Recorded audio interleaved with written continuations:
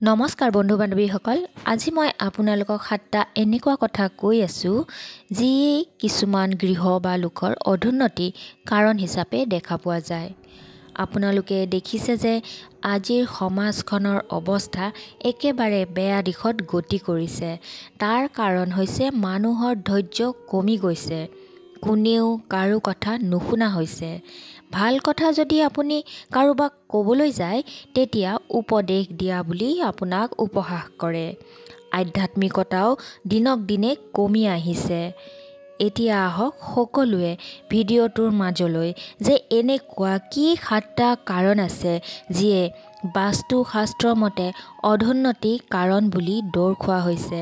তাৰ আগতে মই আপোনালোকক এটি অনুৰোধ কৰোঁ যে ভিডিঅ'টো যদি আপোনালোকে চাইছে তেনেহ'লে লাইক এটি কৰি দিব আৰু কোনোবা বন্ধু বান্ধৱী যদি নতুনকৈ মোৰ এই চেনেলটোলৈ আহিছে তেনেহ'লে ছাবস্ক্ৰাইব কৰি দিব আৰু কমেণ্ট বক্সত জয় মা লক্ষ্মী বুলি লিখি দিব।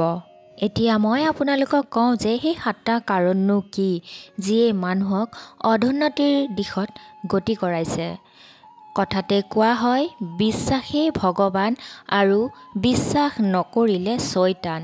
আজি বিজ্ঞানৰ যুগত মানুহে সহজতে কোনো কথা কোনো ঘটনা নিজৰ চকুৰে নেদেখাকৈ কোনো প্ৰমাণ নিদিয়াকৈ বিশ্বাস নকৰে বা বিশ্বাস কৰিবলৈ টান পায়। আৰু সেইবাবেই হয়তো কিছু কথা বা বিষয় যিবোৰৰ সত্যতা আছে কিন্তু যাৰ প্ৰমাণ লগে লগে পোৱা নাযায় সেইবোৰ বিষয়ক মানুহে উপেক্ষা কৰিব আৰম্ভ কৰিছে। তাৰে ভিতৰত প্ৰধানকৈ বাস্তু দোষ আৰু বাস্তুশাস্ত্ৰৰ বিষয়সমূহ মানুহে আজিকালি খুব এৰাই চলা বা উপেক্ষা কৰা দেখা যায়। কিন্তু যি লোকে এই বিষয়সমূহ উপেক্ষা কৰে তেওঁ হাজাৰ চেষ্টা আৰু কষ্ট কৰিও জীৱনত সফল হ'বলৈ অক্ষম হৈ থাকে আৰু তেওঁ নিজৰ গৃহত সুখ শান্তি বিৰাজ কৰিবলৈ কেতিয়াও সক্ষম নহয়। বাস্তুশাস্ত্ৰ অনুসৰি এনেধৰণৰ কিছু বিষয় আছে যিসমূহ বিষয়ত গুৰুত্ব প্ৰদান নকৰিলে মানুহৰ অধুন্নতি হয়, গৃহলৈ অশান্তি আহে, মা লক্ষ্মী গৃহৰ পৰা বিদায় লয় সেই গৃহৰ পৰা।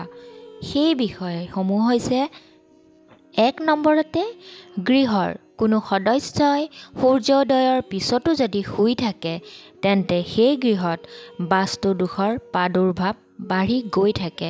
ফলত সেই গৃহত নেতিবাচক আৰু ঋণাত্মক অদৃশ্য শক্তিয়ে ক্ৰিয়া কৰে। 2 নম্বৰতে হৈছে বিশেষ প্ৰয়োজন অবিহনে যি লোকে সূৰ্যাস্তৰ পিছত টকা ঋণ লয় বা ঋণ পৰিশোধ কৰে সেই লোকৰ গৃহত বাস্তু দোষৰ প্ৰাদুৰ্ভাৱ বাঢ়ি গৈ থাকে। ফলত সেই গৃহত নেতিবাচক আৰু ঋণাত্মক অদৃশ্য শক্তিয়ে ক্ৰিয়া কৰে। সেই লোকৰ আৰ্থিক অৱস্থা শোচনীয় হৈ পৰে। 3 নম্বৰতে যি গৃহত নিশাৰ আহাৰ প্ৰস্তুত আৰু তাৰ পিছত আহাৰ গ্ৰহণ কৰি উঠাৰ পিছতো যদি পাকঘৰ আৰু পাকঘৰৰ আচবাব বাচন বৰ্তন আদি ৰাতিপুৱালৈকে লেতেৰা আৰু পৰিত্যক্ত হৈ থাকে সেই গৃহত নেতিবাচক আৰু ঋণাত্মক অদৃশ্য শক্তিয়ে ক্ৰিয়া কৰে। বাস্তু দোষ সংগঠিত হয়। সেই গৃহৰ ওপৰত মা লক্ষ্মী সদায় ৰুষ্ট হৈ পৰে।